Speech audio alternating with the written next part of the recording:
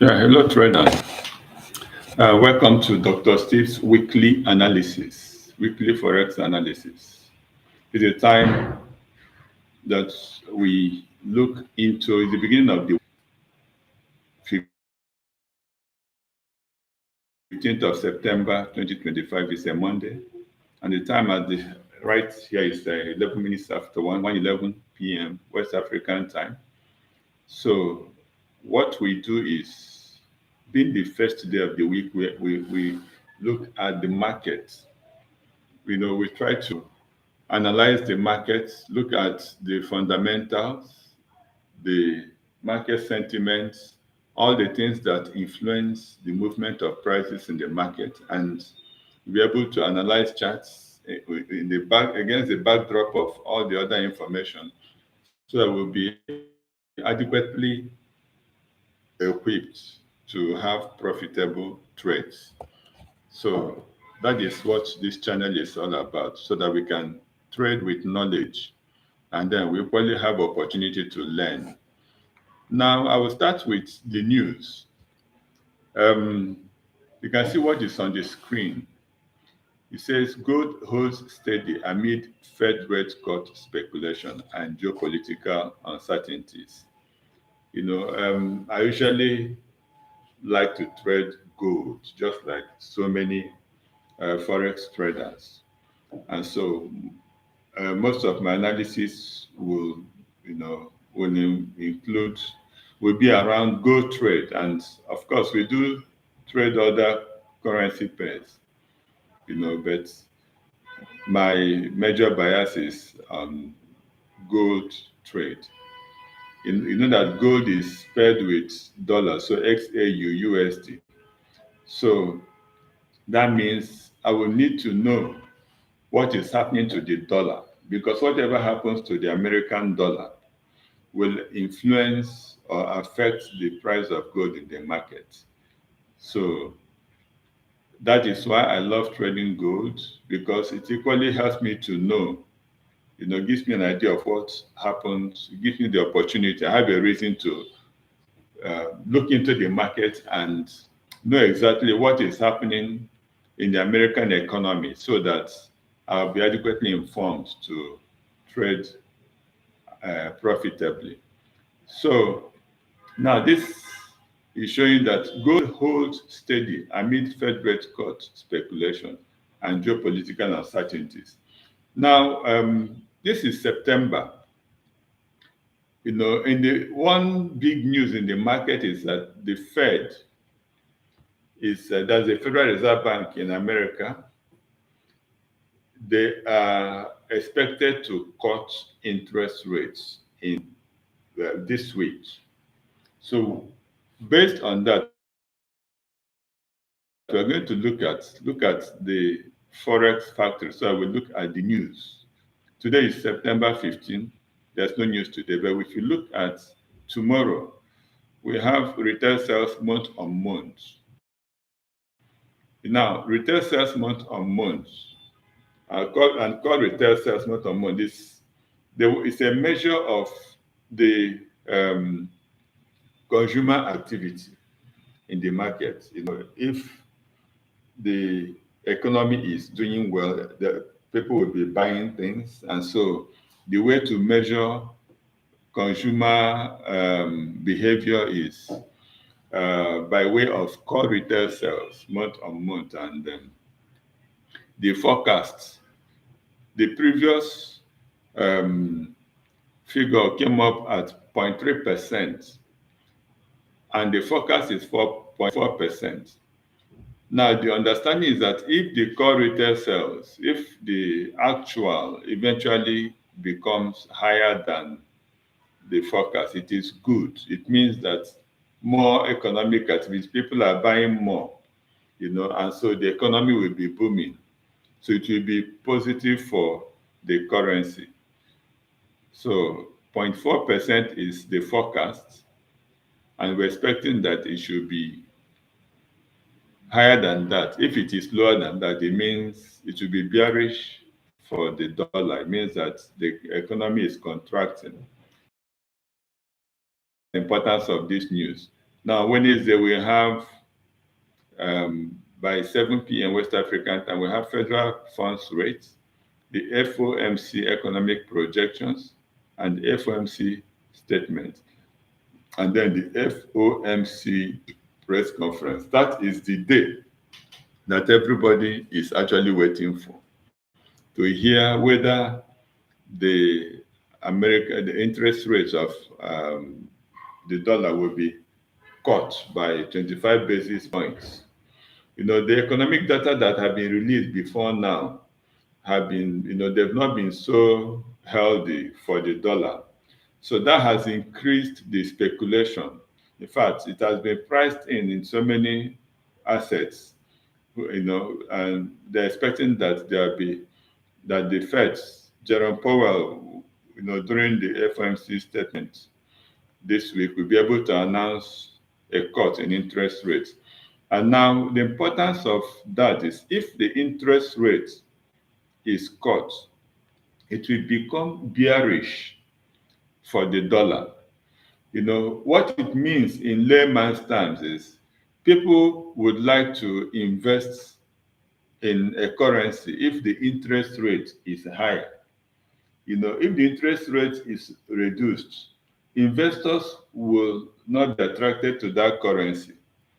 And so that is why they are looking at whether the interest rate will be cut. If the interest rate will be cut, there will be investment away from the dollar, and people will be they want to invest more in safe havens like gold, yen, or CHF.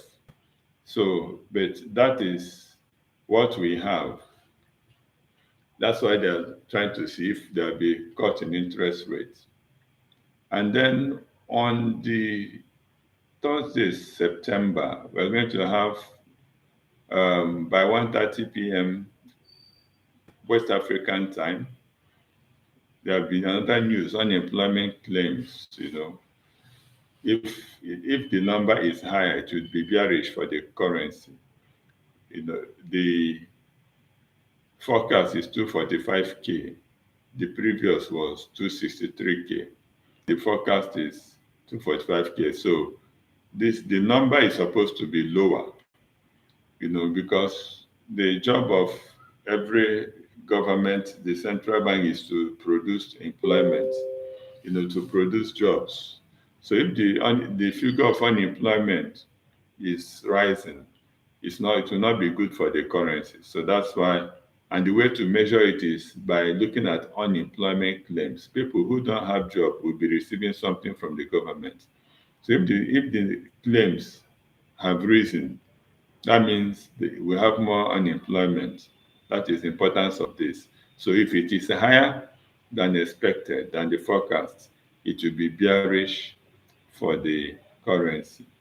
So that will be it for the Forex news. And then going back to the news, I mean the what I started with, the market sentiment is good dressed with negative bias. Let's look at some information that will help us. It's a good reverses a modest Asian. The mental backdrop is that the economically, because of so many things, the economic data that they've been releasing, the NFP, they've been producing disappointing results. So because of that, since the um, economic data has not been good, it's been pushing gold. It's been bullish on gold. And then the other one is rising Fed rate cuts, cut bets keep the dollar depressed and continue to benefit the precious metal. We just said it. Then the other one is the geopolitical risks further benefit the safe haven commodity ahead of key central bank events. Now, when we talk about geopolitical risks, we're talking about political tensions. We have war in Ukraine versus Russia. Then we have the Israeli-Hamas war. And last week, Israel went and bombed Qatar, which meant there was a rise in global tension, geopolitical tension, especially in the Middle East. So the importance of that news is if there's tension, increase in geopolitical tension, it will reduce the risk appetite of investors. They would rather want to invest more in safe havens. That is why, and gold is safe haven. When we talk about safe haven currencies, we are talking about gold, commodities like gold, um, yen, Japanese yen, and the Swiss franc, the CHF. So since there is an increase in the risk, I think there's between Poland shut down drones, Russian drones that entered this airspace before the weekend, So that is what, and that has made the NATO countries, NATO to increase their activity, trying to defend Poland. And all those things add to increase in geopolitical tensions, which will increase demand for safe havens.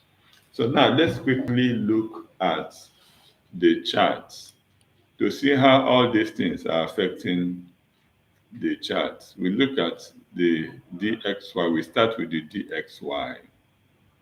DXY is the measure of the dollar, the strength of the dollar against a basket of other currencies. Now we are looking at the DXY. Now looking at the DXY, um, looking at the DXY, let me remove this. Okay, look at the daily time frame. We can see something very clearly that the dollar has been quite, bearish. The DXY has been bearish. This is a daily chart. You can see it's clearly bearish. And breaking structures to the downside. Look at there's a break of structure here, and creating lower highs and lower lows. This is lower high and then lower low. So this is the latest break of structure to the downside. And then you can see that there's an attempt by the dollar. There's a break of structure above here, trying to start going up. But then we can see that the market is then down. Now, for the dollar DXY to be bullish, it needs to break above this, the last lower, to break above this high, this level. That's to be above 100. you know. So as long as it is below 100, it's been below 100 since I think August. From August, it's traded below 100, and that has remained below 100 since then. So this week we can see that since it's got to this level, that's 97, it's been moving sideways and it's not really showing any sign yet of a change of character. So it's been producing choppy movements. Does not make any serious move to go up. And that is what is fueling the movement of other currencies that are paired with the dollar. Now, if we look at this closely, you can see that there is a fair value gap here. So what I expect the market to do, because the market actually moves in cycles. It moves from external range liquidity. External range liquidity is talking about, refers to some highs and lows, highs and lows. Like this is a high, that's liquidity around here, around this area, around these lows and highs. So the market usually moves from internal range, from external range liquidity to internal range liquidity. When we talk about internal range liquidity, maybe I'll just write on the screen. This is that is external range liquidity. This is external range liquidity. And then this is external range liquidity, ERL. And then this is internal range liquidity. When we talk about external range, we're talking about highs and lows, highs and lows. External range liquidity actually refers to the fair value gap, FVG. So now, market is usually in a constant cycle of moving from external range liquidity to internal range. If it clears liquidity from external, the next place you expect it to go will be internal. If it has cleared internal range liquidity, then the next place you will expect the market to go will be external. So now we can see that the market moved down, moved down, it's moving down. So in moving down, we expect it to, first of all, clear the liquidity. You can see there's a liquidity level here, this lower high here. So what we expect the market to do is, if it clears this liquidity, let me take away this arrow. What we expect the market to do here is, first of all, clear the liquidity below this area. If it breaks below this level, clears this liquidity, and then the next place we are going to expect it to be to head for the internal liquidity. That is on the daily time frame. So that is what the market is trying to do. It's trying to clear the liquidity at this level. So we expect a further drop below this level to clear the liquidity here. Then it will now trade back to the internal liquidity. That is the fair value gap. So that is what we have for the DXY, which means that we're expecting a further drop in the dollar this week. Now let's look at how this will affect the movement of gold. Let's look at how this will affect the movement of gold. All right. Let me clear the chart so that we uh, analyze it afresh. This is the gold chart. We can see that gold is, bullish, strongly bullish.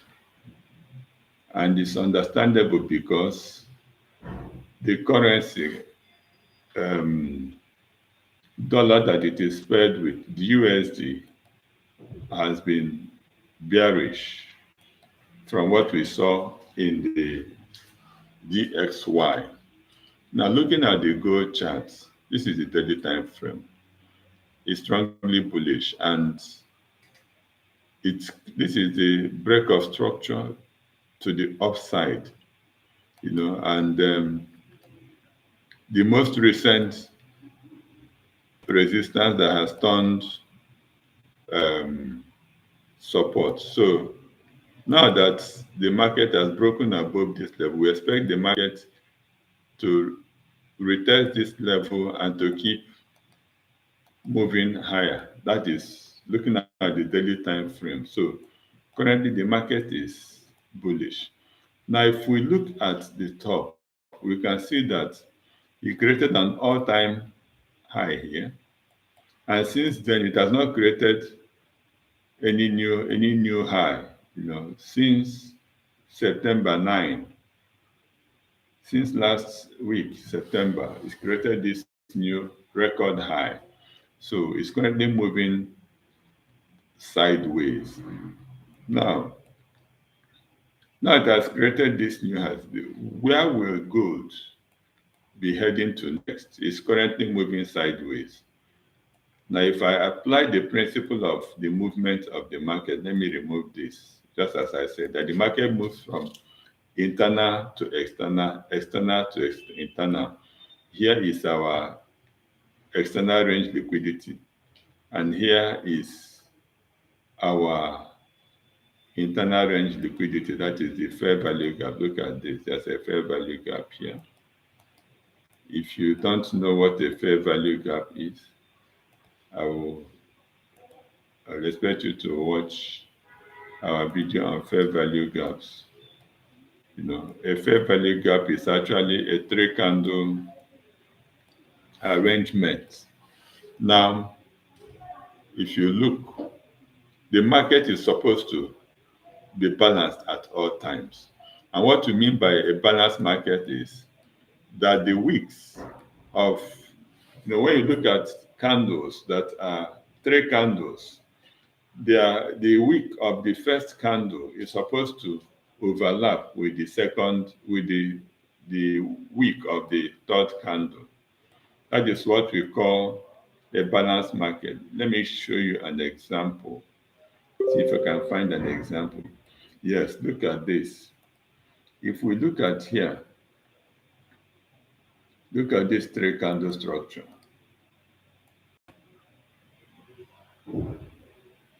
Look at this three candle structure. Candle 1, candle 2, candle 3. You can see that the wick of this